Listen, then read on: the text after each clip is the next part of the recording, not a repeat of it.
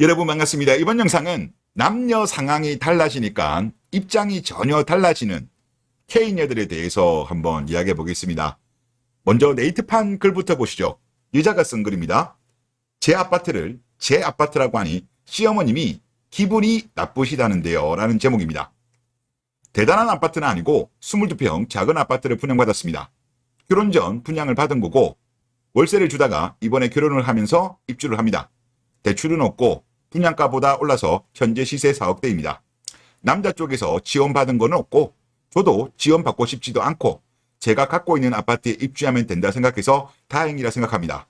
저희가 이미 식은 올렸고 제가 원래 회사 근처에 살고 있는 푸른빌라 월세 만기까지 거주 중이며 만기 시 그 아파트로 이사 예정입니다.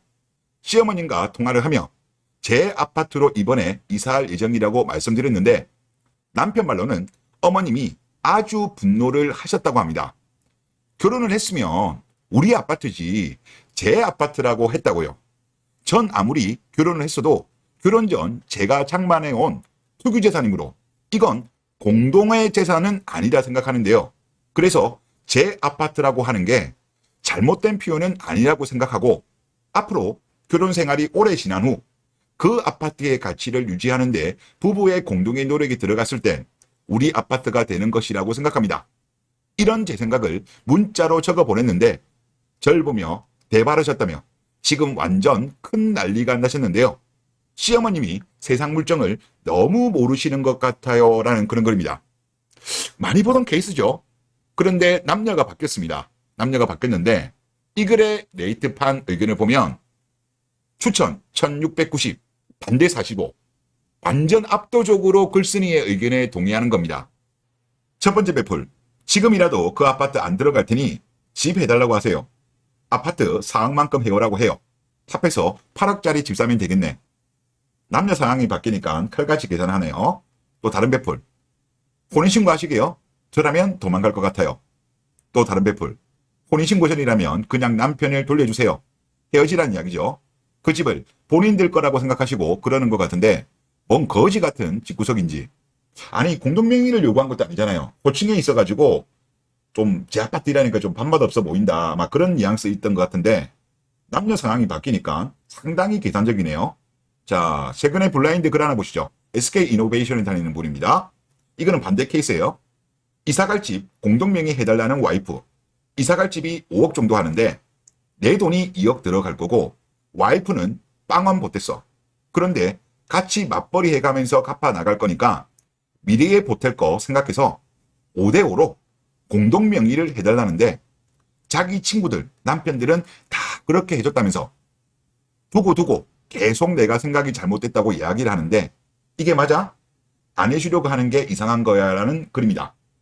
그런데 이 케이스 같은 경우 댓글을 보다 보니까 와이프가 혼수 3천 케이스입니다. 그놈의 3천. 이 케이스인데 자, 그런데 여기에 불준마들의 반응 한번 볼게요. 앞에 때랑 분위기가 다릅니다. 세사 불준마 좋아요 78입니다. 이 돈보다 대출금이 더 많은 집인데 대출을 같이 갚아야 되면 이 명의로만 하는 건 양심이 없는 거 아니냐. 이건 아니죠. 한소케미칼 분이 답변을 해주셨는데 집 살 때 2억이고 영원이었다. 그런데 잘도 같이 갚겠다. 반환법이죠. 요즘 공동명의 관련된 사연들을 보면 시드머니는 달라요.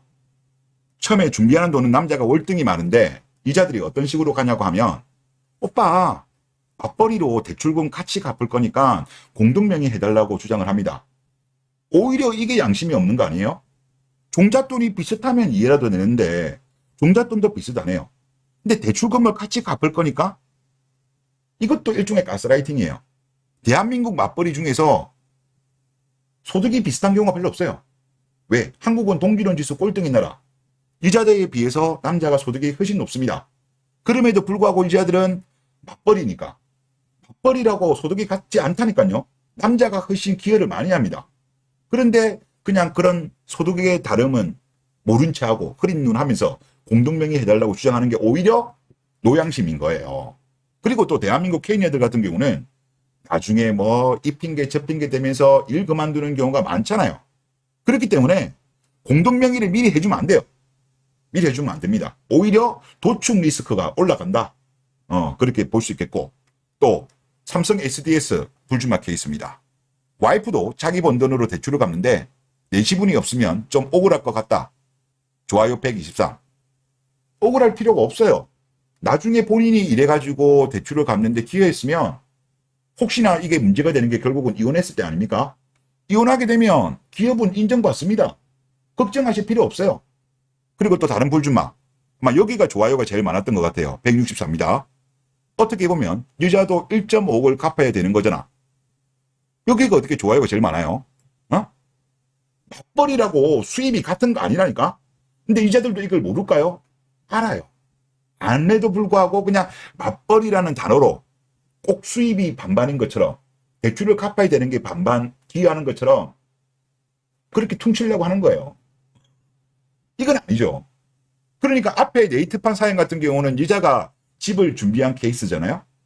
근데 그 케이스 같은 경우는 여자들의 반응이 뭐였습니까? 네이트판 몇 초잖아요. 칼같이 계산하죠. 하지만 지금 블라인드 이 케이스 같은 경우는 남자가 집을 준비한 케이스예요. 그런데 이 케이스에는 불준마들이 감정에 호소하죠. 남자들한테 가스라이팅을 합니다. 이거는 정말 양심이 없는 거다.